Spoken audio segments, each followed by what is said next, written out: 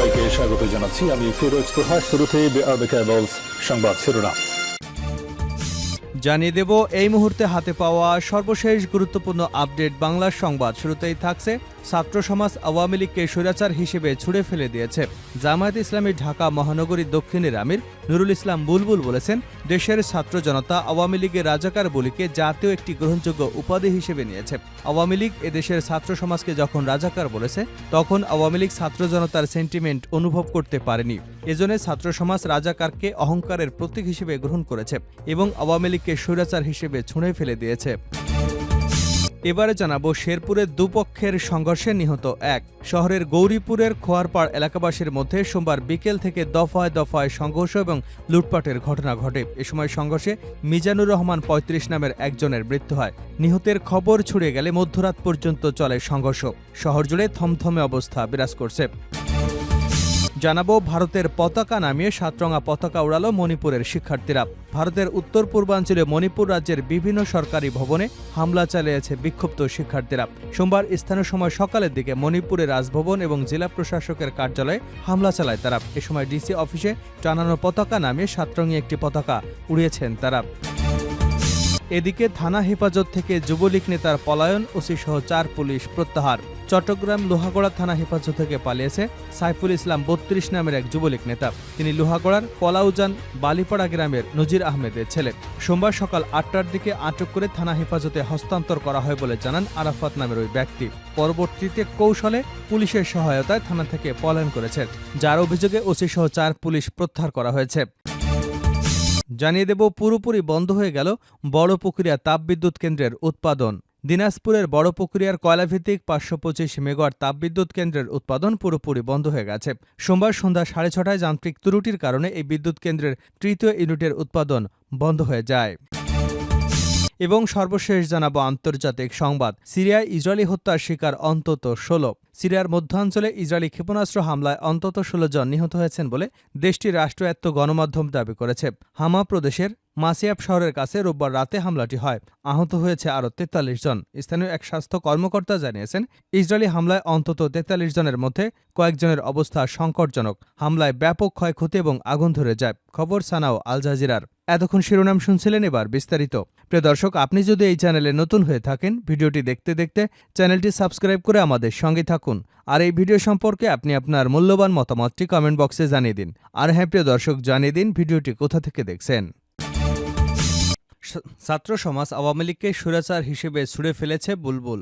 জামায়াত ইসলামী ঢাকা মহানগর দক্ষিণের আমির নুরুল ইসলাম বুলবুল বলেছেন, দেশের ছাত্র জনতা আওয়ামী লীগের রাজাকার বলিকে জাতীয় একটি গ্রহণযোগ্য উপাধি হিসেবে নিয়েছে। আওয়ামী লীগ এদেশের ছাত্র সমাজকে যখন রাজাকার বলেছে, তখন আওয়ামী লীগ ছাত্র জনতার সেন্টিমেন্ট অনুভব করেন নাই। এজন্য ছাত্র সমাজ রাজাকারকে অহংকারের প্রতীক হিসেবে গ্রহণ করেছে এবং আওয়ামী লীগকে স্বৈরাচার হিসেবে ছুড়ে ফেলেছে। সোমবার দুপুরে লক্ষ্মীপুরের এন আহমেদিয়া সরকারি প্রাথমিক বিদ্যালয় মাঠে জামায়াত ইসলামীর লক্ষ্মীপুর জেলা শাখার উদ্যোগে আয়োজিত পথসভায় প্রধান অতিথির বক্তব্যে তিনি এসব কথা বলেন। পরে তিনি সহ অতিথিরা বন্যার্তদের জন্য উপহার হিসেবে খাদ্য সামগ্রী তুলে দেন নেতাকর্মীদের হাতে। তিনি আরও বলেন, যাদের রক্তের বিনিময়ে বাংলাদেশ নতুন স্বাধীনতা, তাদের বিধি আত্মা ক্ষতবিক্ষত হৃদয় তখনই শান্তি পাবে যখন এই নতুন স্বাধীনতাকে আমরা অর্থবহ করে তুলতে পারব। এখনও শকুনরা স্বাধীনোত্তর নতুন বাংলাদেশকে আবার চক্রান্তের বেড়াজালে নিয়ে যাবার ষড়যন্ত্র করছেন। সদা জাগ্রত থাকতে হবে। শেখ হাসিনা তার ফ্যাসিস্ট, যুবলীগ, ছাত্রলীগ, সন্ত্রাসী লীগ আনাচে কানাচে লুকিয়ে আছে। প্রশাসন ও রাষ্ট্রযন্ত্রের বিভিন্ন জায়গায় শেখ হাসিনার দোসরা, পরাজিত শক্তির দোসরা লুকিয়ে আছে। তাদেরকে চিহ্নিত করে অবিলম্বে বিচারের আওতায় নিয়ে আসতে হবে। কোনো চক্রান্তকে নতুন করে বাংলাদেশে বাস্তবায়ন করতে আমরা দেব না। আওয়ামী লীগ কত সন্ত্রাসী তৈরি করেছে। শুধুমাত্র লক্ষ্মীপুরের আওয়ামী লীগ, যুবলীগ, ছাত্রলীগ কাহিনী যদি লিখতে হয়, তাহলে শত শত খণ্ড তৈরি হবে। এক এক দিনের জন্য এক একটি বই রচনা করতে হবে। শেরপুরের দুপক্ষের সংঘর্ষে নিহত এক। শেরপুরের দুপক্ষের সংঘর্ষে একজন নিহত হয়েছেন, আহত হয়েছেন অন্তত ১০ জন। শহরের গৌরীপুর এবং খোয়ারপাড় এলাকাবাসীর মধ্যে সোমবার বিকেল থেকে দফায় দফায় সংঘর্ষ ও লুটপাটের ঘটনা ঘটেছে। এ সময় সংঘর্ষে মিজানুর রহমান ৩৫ নামের একজন নিহত হয়েছেন। এদিকে নিহতের খবর ছড়িয়ে গেলে মধ্যরাত পর্যন্ত চলে সংঘর্ষ। শহর জুড়ে থমথমে অবস্থা বিরাজ করছে। নিহত মিজান পেশা একজন ট্রলি চালক। সংঘর্ষের সময় ৫টি দোকানে লুটপাট চালায় দুর্বৃত্তরা। পরে পুলিশ ও সেনাবাহিনী ঘটনা ঘটনাস্থলে গিয়ে পরিস্থিতি নিয়ন্ত্রণে আনেন। স্থানীয়রা জানান, গৌরীপুর মহল্লা এবং খোয়ারপাড় এলাকার শাপলা চত্বরে দুই দল কিশোর কথা কাটাকাটিকে কেন্দ্র করে দুই মহল্লা লোকজন সংঘর্ষে জড়িয়ে পড়েন। রাত 10:30টার দিকে বাসিন্দারা মাইকে ঘোষণা দিয়ে সংঘর্ষে জড়ায়। দুপক্ষের মধ্যে দেশীয় অস্ত্র নিয়ে ধাওয়া পাল্টা ধাওয়া সংঘর্ষের ঘটনা ঘটে। শেরপুর সদর থানার ভারপ্রাপ্ত কর্মকর্তা মোহাম্মদ জাহাঙ্গীর আলম বলেন, পরিস্থিতি শান্ত করার জন্য আমাদের ফোর্স কাজ করছে। ভারতের পতাকা নামিয়ে 7 রঙা পতাকা উড়াল মণিপুরের শিক্ষার্থীরা।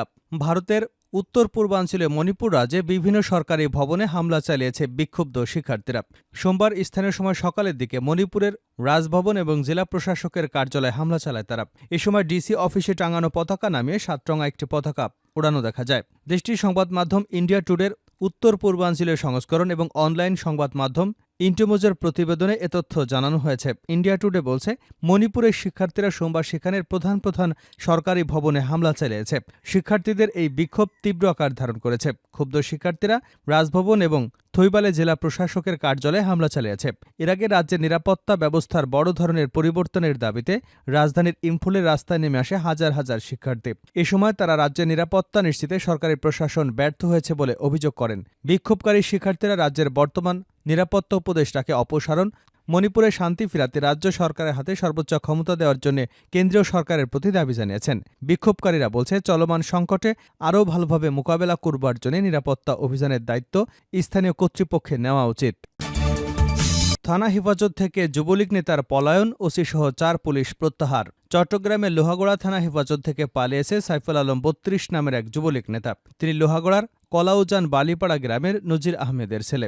তাকে সোমবার সকাল 8:30টার দিকে আটক করে থানায় হস্তান্তর করা হয় বলে জানান মোহাম্মদ আরাফাত নামের এক ব্যক্তি। এ ঘটনায় লোহাগড়া থানার অফিসার ইনচার্জ মোহাম্মদ রাশিদুল ইসলাম, duty officer Amir Hossain, SI Nasima আক্তারকে ও সেন্ট্রি কনস্টেবল মোহাম্মদ এনামুল হককে প্রত্যাহার করে চট্টগ্রাম পুলিশ লাইন্সে সংযুক্ত করা হয়েছে।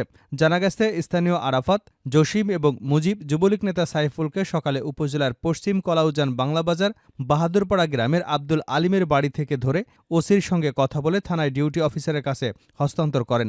তাকে ডিউটি অফিসারের রুমে বসিয়ে রাখা হয়। পরে সেখান থেকে তিনি পালিয়ে যান। আরাফাত অভিযোগ করে বলেন, সাইফুল স্বৈরাচারী সরকারের দোসর ও দালাল। তার অত্যাচারে এলাকার মানুষ অতিষ্ঠ ছিল।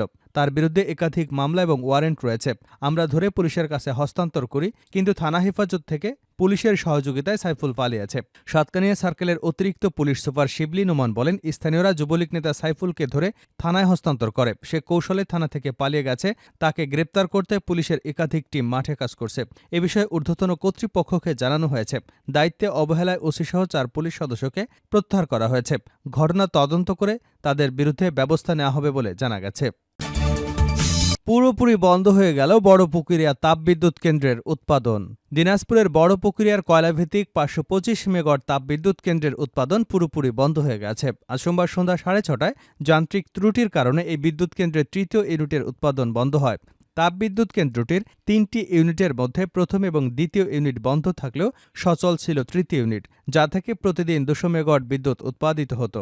এর আগে 1 মাস 6 দিন বন্ধ থাকার পর গত শুক্রবার বিকাল 5:17 থেকে এই উৎপাদন শুরু হয়, যা 2 দিন পরেই বন্ধ হয়ে গেল।